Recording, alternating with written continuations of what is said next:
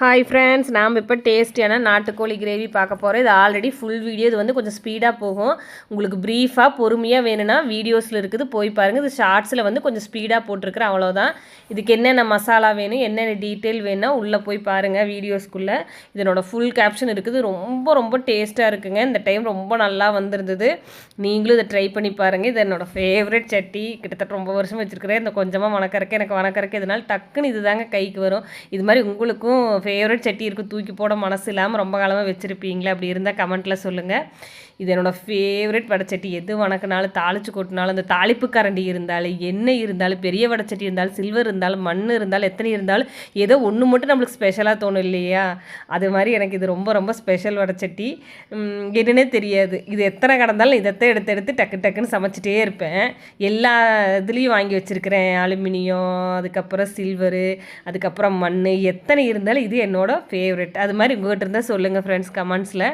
இதை வந்து நல்லா வணக்கிக்கிறோம் இந்த மசாலா. இதனோட ஃபுல் வீடியோ கேப்ஷனில் வீடியோஸில் இருக்குது, போய் பாருங்கள். இந்த நாட்டுக்கோழி குழம்பு இவ்வளோ தாங்க. இதுக்கு மசாலா வந்து எப்பவும் போல் நார்மலாக போடுற மாதிரி தான்.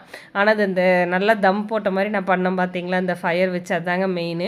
சுத்தமான நல்லெண்ணெய் மசாலா வணக்கிறதுக்கும் சரி, இதுக்கும் சரி, தாளிக்கிறதுக்கு அதான் ஊற்றியிருக்கிறோம். தாளிக்கிறதுக்கு வந்து முக்கியமாக பார்த்தீங்கன்னா பட்டை போடக்கூடாது. எங்கள் அம்மாயி எங்கள் ஆயா எல்லாம் சொன்னது எதுனா, நாட்டுக்கோழிக்கு நீங்கள் பட்டை போட்டிங்கன்னா அது வேறு மாதிரி ஆயிரும். இதுக்கு அதனால் வந்து நான் வெறும் சும்மா 2 கிராம்பு, ஒரு ஏலக்காய் இதுவே போடக்கூடாதும்பாங்க. ஆனால் நம்மளுக்கு அந்த கவிச்சி கொஞ்சம் ஒரு மாதிரி இருக்குன்னு போட்டுக்கிறோம். இல்லை அப்படி பிடிக்குங்கிறவங்க அப்படியே போட்டுக்குங்க. இது வந்து ரொம்ப ரொம்ப சூப்பராக வந்திருந்தது. எந்த நான்வெஜ்ஜாக இருந்தாலும் கொஞ்சம் நேரம் வதக்கிவிடுங்க. இது எங்கள் அம்மாயி சொல்கிறது. எதாக இருந்தாலும், காயாக இருந்தாலும், எதாக இருந்தாலும் வணக்கி விட்டிங்கன்னா அது டேஸ்ட்டே வேறு மாதிரி இருக்கும்.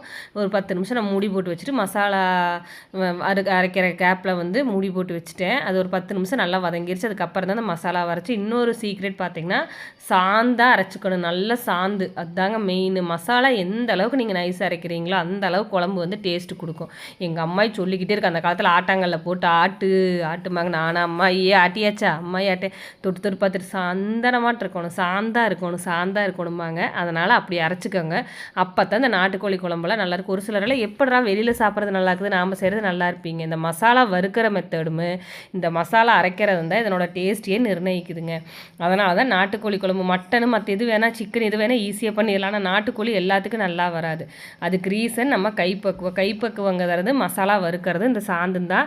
இப்போ விசில் அடங்கிருச்சு. ஓப்பன் பண்ணி பார்த்துடலாம். ரொம்ப நல்லா இருந்தது பார்த்தீங்களா. இது சப்பாத்தி, பூரி, இட்லி, தோசை எதுக்கு வேணால், சாதம், புலாவ் எதுக்கு வேணால் உங்களுக்கு நல்லாயிருக்கும். நீங்களே ட்ரை பண்ணி பாருங்கள். ஃபுல் வீடியோ கிளியராக என்னென்னு வேணால் வீடியோஸ் இருக்குது, போய் பாருங்கள் ஃப்ரெண்ட்ஸ். Bye friends.